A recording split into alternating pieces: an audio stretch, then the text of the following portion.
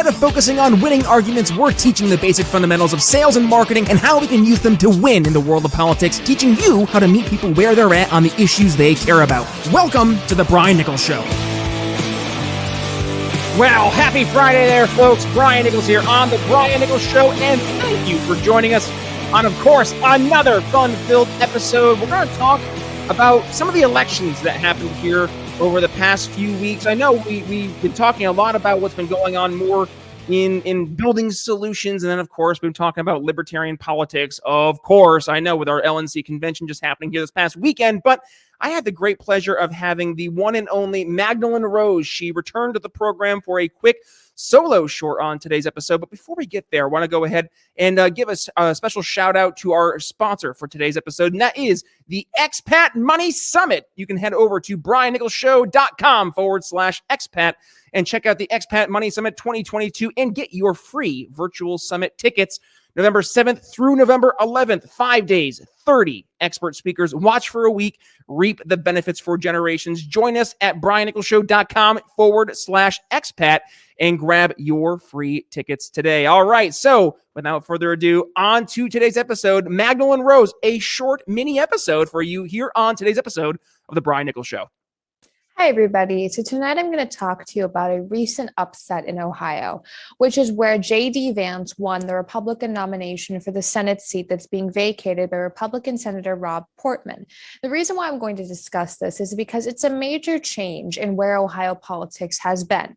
Now, Rob Portman, the outgoing Republican senator from Ohio, has been in that position since 2011, and he's really seen as somebody who is very much a moderate, even if he did vote with the Trump administration many times. He's somebody who was seen as uncontroversial, somewhat scandal-free, really boring in terms of how many people are paying attention to him. He didn't trend on Twitter, and he wasn't very talk show friendly.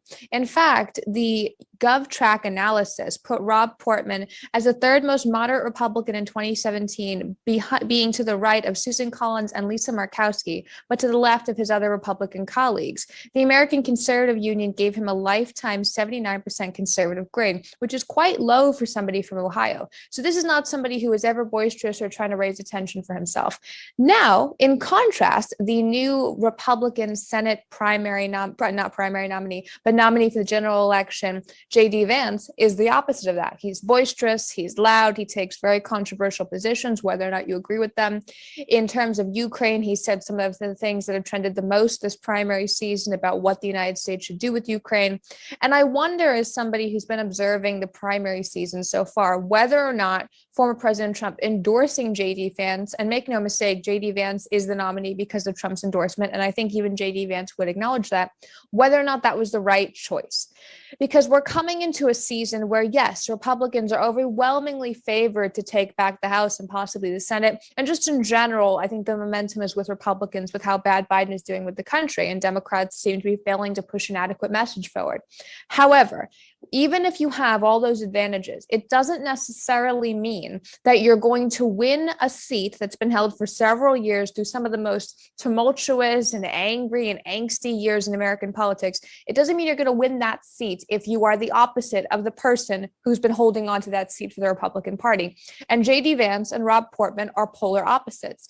And this is something that I don't necessarily think the Trump world, the Trump MAGA sphere wants to hear. It doesn't matter how much J.D. Vance loves Trump. It doesn't matter the fact that he thinks he's great or that he recently thinks he's great, because in the past, J.D. Vance has been quite anti-Trump. But it doesn't matter that he's a convert to the Trump ways.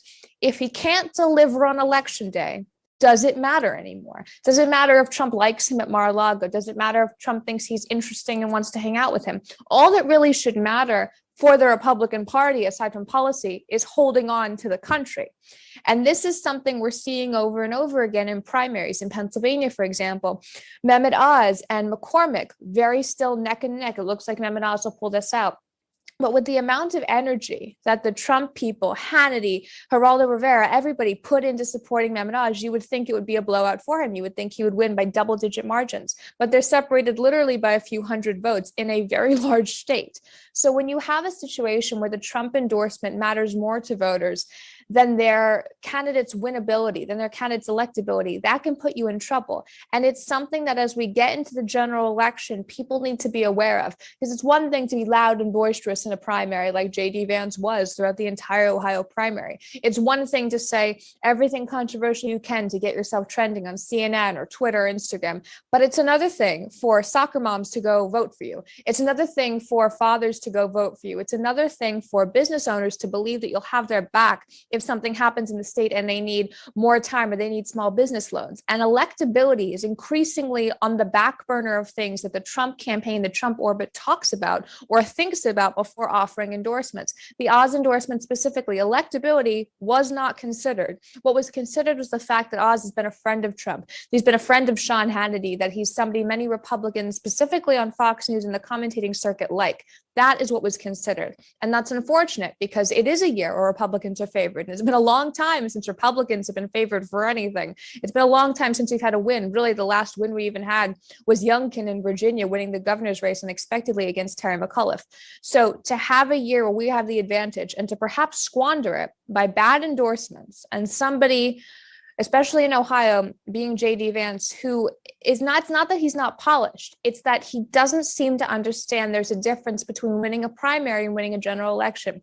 J.D. Vance wrote a book about his upbringing. He's somebody who's been to Ivy League schools. Technically, he has pretty much all the markings of Marco Rubio on paper, but the issue is his boisterousness, his loudness, and it's something that I don't necessarily know if his campaign can overcome in time to beat Tim Ryan, who is the Democrat nominee for Senate in Ohio. And Tim Ryan is somebody who is widely appealing to blue-collar voters. He's somebody that really emerged from the Trump years pretty unscathed, and Trump went after everyone he could in Ohio to assure he could win in Ohio in 2020. So if you're up against somebody who has a really deep fan base, being Tim Ryan's also young, they're both young candidates, is it smart to be as controversial as possible? Because do you want to trend on Twitter? Do you want to be famous on Instagram? Do you want Jake Tapper to be talking about you on CNN? Or do you want to be a sitting U.S. senator? Hopefully, J.D. Vance wants to be a sitting U.S. senator. And this is not just an effort to boost his name brand recognition, but for some half-baked effort to run for president either this cycle or next if Trump doesn't run. Thank you, everybody.